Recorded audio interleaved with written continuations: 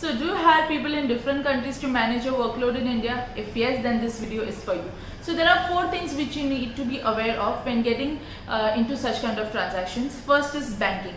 There is a form A2 which you need to file with the bank from which you are remitting money from India to the foreign country, and in this form the payee details, the bank details, the account number and the purpose code of RBI is to be mentioned.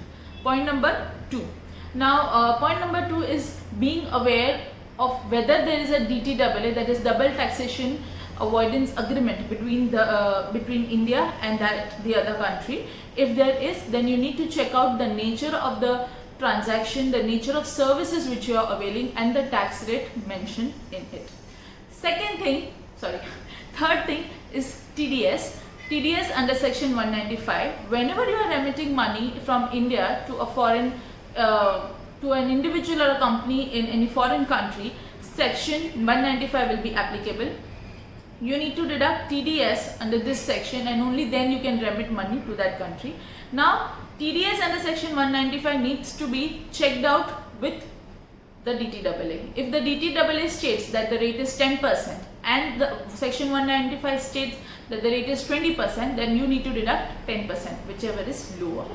Fourth part, that is filing 15CA and 15CB with the income tax. Now section 15CA will be compulsory in case of any foreign remittance you do either to an individual or to a company, and 15CB will be applicable only once the remittance increases a particular amount. I think it's rupees 5 lakhs, and that's a CA certificate which you require when you are remitting amount exceeding 5 lakh outside India.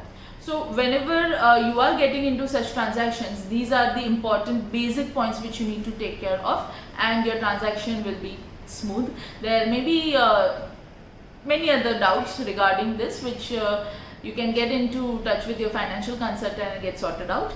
And for the payee, that is the foreign person to whom you are paying this amount, the taxation will be applicable as per their country, and the tax which you have deducted they can claim as a tax credit in their country.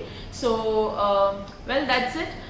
If you want more detail regarding what is DTAA, what is 15CACB, detailed explanation of section 195, then please mention in the comments and I will make videos regarding those too.